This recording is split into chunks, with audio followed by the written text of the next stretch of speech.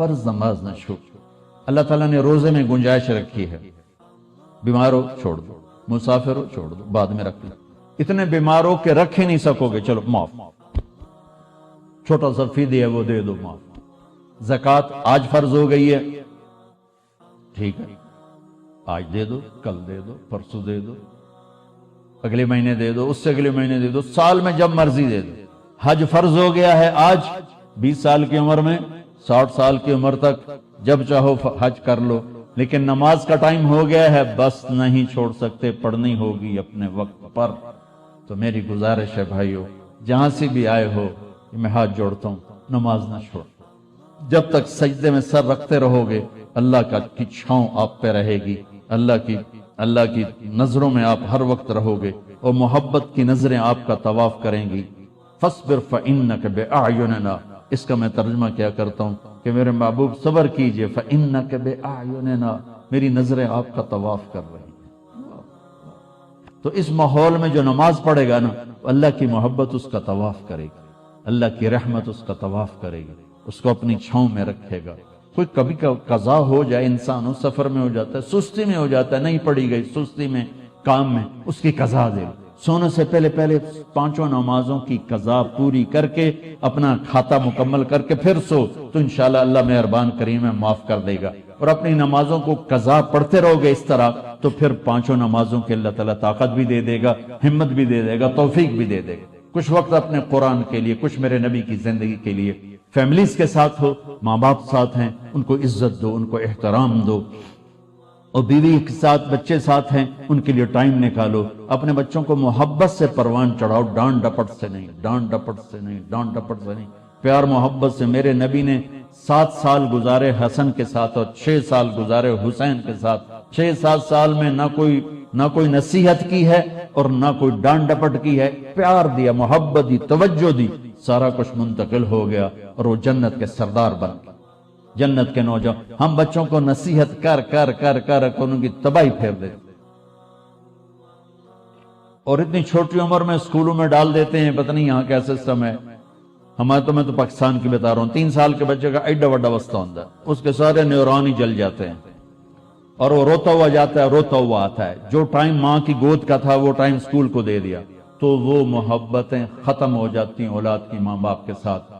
اور ایک ماں 2 بچے نہیں سنبھال سکتی، تو ایک ٹیچر 30 بچے کیسے سنبھالے گی؟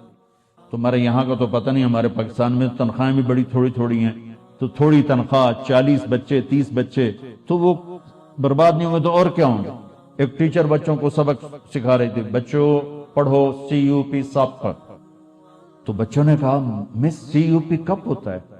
سپ، سانپ.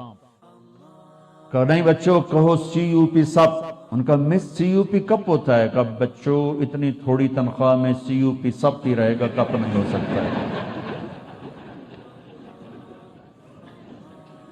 تو ہماری سکولنگ تو ایسی بیکار برباد ہے کہ ہمارے کاروباری، ہمارے سکول کاروبار ہیں. کوئی ہماری نیشن کے لیے وہ کوئی تعلیم نہیں ہے، کاروبار ہے. یہاں کا مجھے نہیں پتا، لیکن میں اپنے پاکستان انڈیا کی بات کرتا ہوں. انڈیا، پاکستان، بنگلہ دیش ایک سیم کلچر ہے کہ جتنے تعلیمی ادارے ہیں صرف کاروبار ہیں، ہماری نسل کو برباد کر رہے ہیں، تباہ کر رہے ہیں.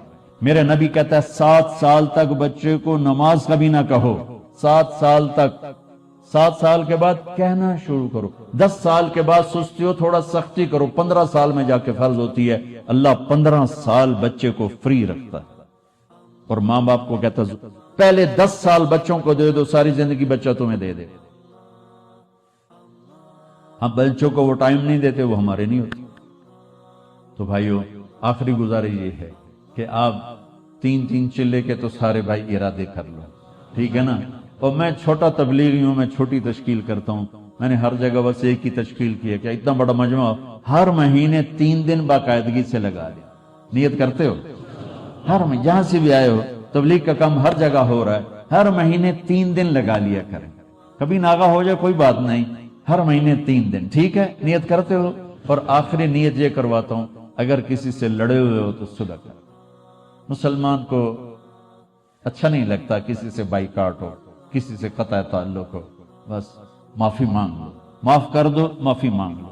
جو معافی میں پہل کرتا ہے اللہ اس کو اونچا کر دیتا ہے. اور جھگڑا ہو جانا کوئی بڑی بات نہیں. میرے حضرت حسن اور حسین میں آپس میں دونوں بھائیوں میں کوئی تلخی ہو تو لوگوں نے حضرت حسین سے کہا جاؤ بھائی سے معافی مانگو. ان کی بات سننا کیا خوبصورت. فرمانے لگے اگر میں جا کے معافی مانگوں گا نا تو میرا درجہ بڑا ہو جائے گا اور میرے بھائی کا درجہ چھوٹا ہو جائے گا.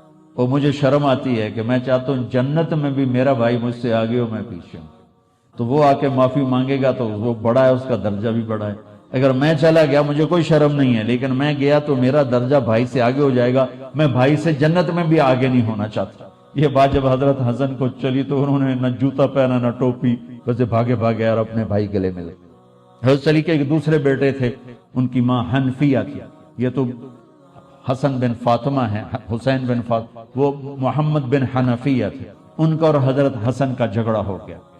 تو حضرت محمد بن حنفیہ نے حضرت حسن کو خط لکھا کہ میرے بھائی آپ فاطمہ کے بیٹے ہیں, میں حنفیہ کا بیٹا ہوں. تو جیسے میری ماں فاطمہ جیسی نہیں ہو سکتی, میں آپ جیسا نہیں ہو سکتا. آپ میرے بڑے ہیں, آپ آ کے مجھ سے معافی مانگ لیں تاکہ آپ کا درجہ بڑا رہے. اگر آپ نہ آئے تو پھر میں آ رہا ہوں معافی مانگنے, پھر میرا درجہ بڑا ہو جائے گا اور مجھے شرم آتی ہے کہ میرا درجہ آپ سے بڑا ہو. تو اتنے بڑے گھروں میں بھی کھٹ پٹ ہو جاتی ہے. کھٹ پٹ